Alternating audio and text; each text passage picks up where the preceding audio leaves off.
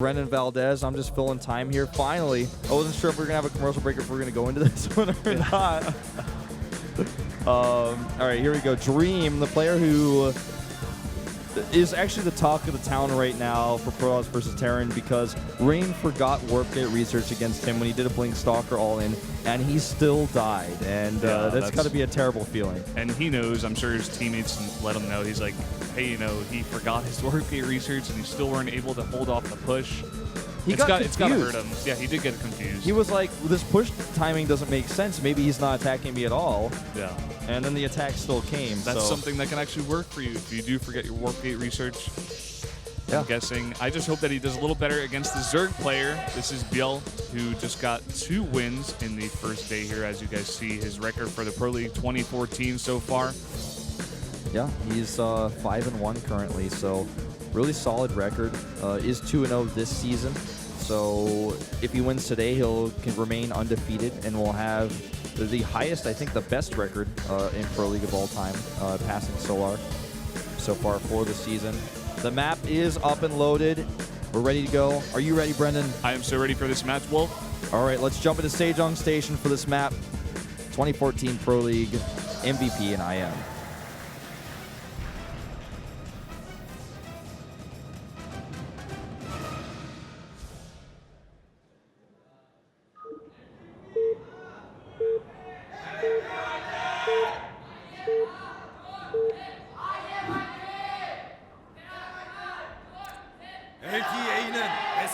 We got a separate cheer there for Terran again. Once again, hopefully Dream can hold up the Terran Dream. Here he is representing MVP, the Red Terran, top left of the map. Dream, one of our 2 Terran representatives for MVP today, up against ByuL, who is currently 2-0 this season, defending it really nicely against some Protoss aggression in their first match, and winning actually against Creator's Proxy, getting the first win in an ace match. So really important player for them so far. And what ByuL actually means in Korean is star. So just a little tip for you guys. I hope this guy becomes the star that he truly is. Yeah. Just what he deserves is to be a star. And we'll see how he does going forward for the rest of this season. The map that we see is our newer map. It's Sejong Station, or Sejong Research Facility. It's got a lot of different names in English, but I think we'll just stick with Sejong for now. We've seen a big, wide array of those, at least 3 of them. I think maybe even a 4th one emerged for a brief period of time. Popped its head out. It just peeked out. Like the groundhog. Didn't see its shadow. He was like, all right, well, we got F this, I'm going back on the ground. We got 8 more months of Pro League. So Sejong Station, though, is a map that I really like because the natural is very unique. You go right down a ramp straight in front of you is where your natural is. You don't go down at an angle. Most naturals are kind of at, like, I would say a 45-degree angle. The ramp goes down, and then you kind of have an arc to your base. Yeah, that kind of natural reminds me of, I don't remember the map, but I think it was in beta, this map that was like a fire map that was like so small and so bad for Zerg because there were 2 openings to the natural. Is that you're not thinking of Incineration Zone, Yeah, right? Incineration Zone, yeah. Oh, that's man, it. That map was terrible. Oh, God. That was so fun for It was me. really great for Protoss, though, because you could just so attack much fun the on back. that map. When that got removed, I was like, oh, come on. Blistering Sands as well. Oh, yeah, that one. Rushing out, that was those Void Rays. Just going like 10 seconds away to your opponent's base. He's like, what?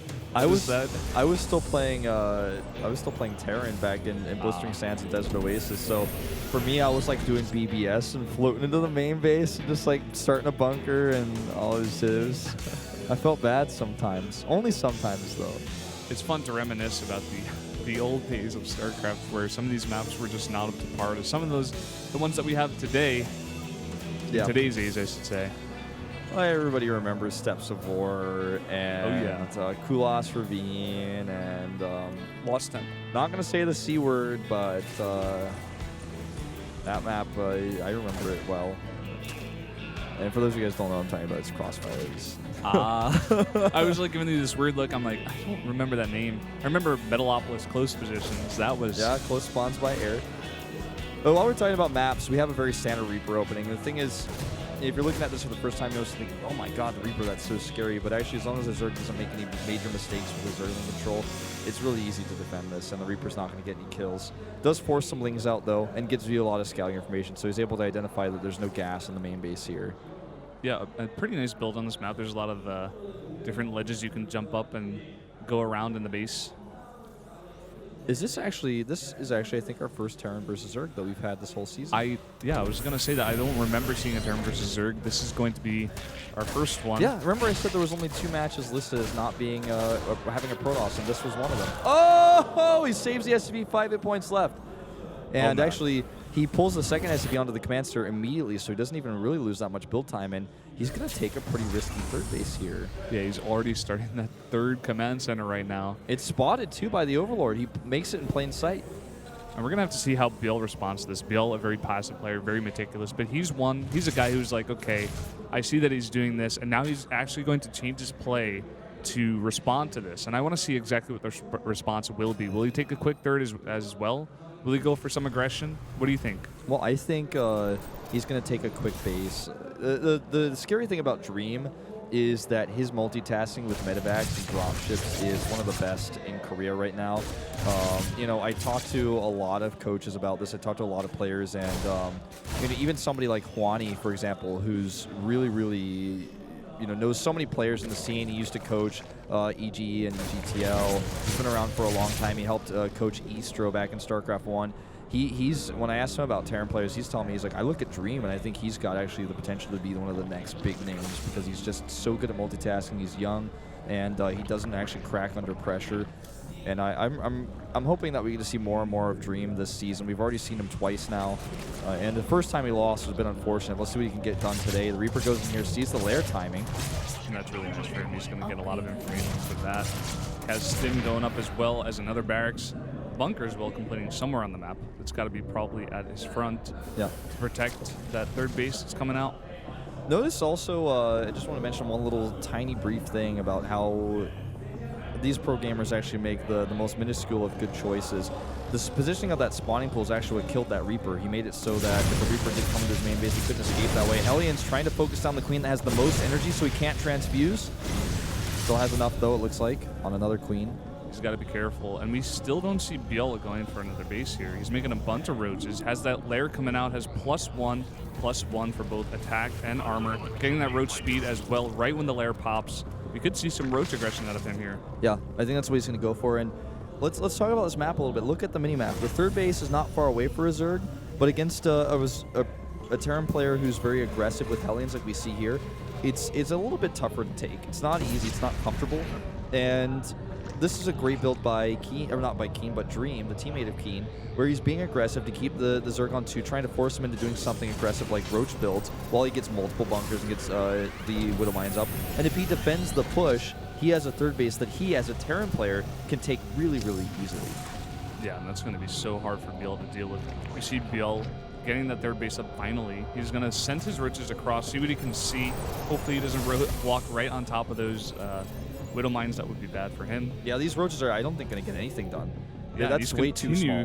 He's continuing to make so many roaches. He had 16 popping out there. He's continuing with the roaches right now. Yeah, he keeps making them. With speed and 1-1, he could actually try to hit a timing with that. We've seen some players do this in Heart of the Swarm. Scarlet has some variations of this. We've seen Jadon do some variations of this. The Overseer does verify everything, also the unit count and also the barracks in the main base. So he knows what he's up against here. This timing, I don't think it's going to work. Dream has been given too much time. He's got the Widow Mine set up. He has to defend 2 fronts, though, and he needs to set up some bunkers here behind the rocks. Yeah, he does not have a bunker over here on this side. His Widow Mines are out of place on the other side as well. He's going to take down these very, very fast, but getting those Widow Mines in place is going to be very, very key here. No bunkers. He didn't even try. He doesn't have time. And actually, I may eat my words here as he runs up the ramp. SCV is having to be pulled. 2 Widow Mines at the back trying to get into the position. This is way too many roaches for Dream to handle right now with no bunkers. He has so many roaches right now, and the upgrades are in his favor. 1-1. He still even doesn't have combat shields for any of his Marines. He had to pull all the SCVs he had at the natural, and now he still has so many roaches. He's not continuing with the aggression. He's making 9 drones back at his base, as well as a Hydrogen and +2/+2. But that is a lot of damage right now done to Dream. The question is it enough? Because Dream still has 1/1 upgrades of his own, completing. Combat Shields just completed. He has triple SCV production, and with those mules, he's got a great economy. He's going to go for the counter harass here, but more important than this counter harass, really, Okay, so that was really scary. I thought he was going to get a lot more there, but more important than the counter harass is that he has Medivacs out, and there's no Spire, there's no Mutalisk, so this is going to be a moment where Dream can use that multitasking that he's so well known for with his drops, and get in the map and get into ByuL's base. Yeah, he has the situation, he has the setup right now that he can do exactly that. I'm just worried for him. ByuL making a bunch of Hydras now as well, getting the 2-2 as well as the range. But now you see the multitasking of Dream dropping in the natural of ByuL. It is going to be pushed away here. Really nice pullaways to save his drones from the Widow Mines, but you can just see how quick Dream is. As soon as the shots are done, as soon as he trades as many drones as he can with the Marines, he just picks up and pulls out. The Hydralisk defense for drops can be good, but it's really, really risky if you want to use the Hydralisk to pressure on the map, because it takes him a long time to come back. Nice pick off here on this Queen. A scan will make quick work of that creep as well. It looks like he might be out of energy. Yeah, going for another drop here in the main, but a bunch of roaches here. Oh, he attacked his own lair. His own lair. And these Widow Mines are going to burrow. He's going to have to be careful about those. They hit onto 2 of those roaches, and now he's going to send in the Queen as well as the other roaches to clean this up. But Dream, like you said, he's continuing to just go in and get as much damage as he can and pulling out just at the right time, only losing, I believe, 1 Marine in that drop. Yeah, he's really, really quite talented with the drops, and his composition is still better. And with the Hydras we had, I think he made about 14 to 15 in total. Hydralisks are really good if there are no siege tanks out or the ByuL army is still relatively small. So if he decides to attack with that, he could get some serious damage done. He definitely could get some serious damage done. Continuing with the drops, his Dream burrowing that Widow Mine. But did go off cooldown. He loses the Medivac, which is big. This is the kind of push I'm talking about. Now that the Medivacs are shut down and eliminated, this could do so much damage, and he might even be able to force a lift on the 3rd base here. There's no siege tanks. I just don't know, Brendan. This army looks strong, but he needs a few more roaches to buffer for those Hydras. The Hydras do damage very quickly, but if there's no buffer, the Marauders and the Marines can also just eliminate them very quickly because they don't have a lot of hit points. Yeah, ByuL listening to right now, continuing with the roach production. He did have 9. But he's just sitting here, he's waiting. He has that really nice concave, but a sensor tower right now, and he's going to focus that down, that 1 Medivac that was going in there. Yeah, this is a really scary push with all those Hydras at the back. This is Stefano style here, but there's just way too much ByuL here for Dream. He's pushed back. The SCVs get pulled off the line as well, and that's enough tanking to get those Marines up to the front. But here come those roaches that you and I were talking about, and once he has those, the Zerg army here is quite large. Yeah, look at the supplies right now. 16 more roaches on the way. He has to pull SCVs as well. So much damage from the Zerg army is coming out right now. It doesn't look like there's enough ByuL to hold off this huge force. It's just not quite enough, Brennan. If he had a little bit more, he would have been able to hold this. Would have just continued to further his advantage in tech. And you know what? With those SCVs being pulled, he may barely hold still. This is so close. He's lost a lot of Harvesters, though, and Hive is almost done. The Infestors are out. So we were for a long time in a moment where the tech for Dream was much better. He had Medivacs, he had ByuL with Stim, a very heavy ByuL force, and there was no further tech. There were no Banelings, there were no Mutas. But now with Infestors as the follow-up, it's going to be better tech for ByuL. Yeah, it's such a big follow-up here, but even just looking at the supply right now, Dream down so much, so many reinforcements coming out here, but a lot of Marauders coming out of Dream right now, and a ton of Medivacs to heal these up. You might be able to hold off this push for now, but the question is, with this huge tech that's coming up, the Hive, the Infestors, and just even more and more units coming out of ByuL, is Dream going to be able to handle it later on? Dream has just kind of been the story so far of Pro League as the player who sits and defends and tries to hold. If you look at the economy of these two players, it's 84 Harvesters to 32. And when you consider that, that means a 50 supply bigger increase for Dream to Army. Like, his Army is much higher than his actual supply shows. So keep that in mind. He also has the better composition until those Infestors come out. Look at the upgrades, though, for ByuL. He's getting +3 for his Hydralisk. They're going to be so strong with that. They are going to be very strong, but also +3 for Dream coming out as well. and a bunch more roaches. I don't believe I did see any infestors just yet. Correct me if I'm wrong. I don't think so. He has the pathogen glands now. Okay, there are the first 2 coming out. And once those are out, a few good bundles will actually end the game. Yeah, Dream you is get a fungal onto that army at the medevacs. There's no escaping from all those hydras with +3. That will be insane if it comes down to that. Yeah, Dream is really, really behind now. He had the better composition, but since he was back, with his tail tied between his legs, or I think tucked between his legs is the way that quote goes. Tied between his legs, that would hurt, man. That sounds painful. Well, it was about as bad as that. He was just basically ducking behind a shield while the barrage of attacks from ByuL came out while he was getting that tech up. He's also getting the Spire now, which he can make instantly into a Greater Spire because Hive is up for him. All the advantages are now in ByuL's favor, and he's going to be able to push this back as well. Yeah, ByuL is doing a really good job defending all these drops. He's barely doing any damage at this point. Dream's just reaching for whatever he can get, but with the Spire coming out as well, like you mentioned, and all the infestors, it looks like ByuL is he's getting ready for a big attack here. There's no answer for the Broodlords, and he doesn't have enough economy to start Starcraft2. Whoa, move command in the wrong direction here. He didn't expect that. Yeah, ByuL is always in the right place. He knew that army was going to come around. He just has the vision at all times. He's just so aware of the map, and he has such good control right now with this army. He's just doing such a really nice job. Let's remember when ByuL was in this position last time with burrowed units waiting at the top of the ramp. We might have a similar defense here where he just sits and waits and crushes an army that gets to attack him. Another drop gets totally nullified here in the main base with the infestors. This attack is pushed back. Look at the bank here for ByuL. He's just waiting for those Broodlords. He needs to actually trade some of his army units so he can make Corruptors to make the Broodlords. That's the kind of position he's in right now. Yeah. I'm getting like a little bit of chills right now. Not huge chills, but just watching ByuL, it seems like he has Dream figured out 100%. He knows that he's going to go for drops to try to come back. He's like, no, I'll just stop all your drops. It's no big deal. I got investors in position. I got all my army units in position. I have a bunch of Hydras to kill all your medevacs if you come in.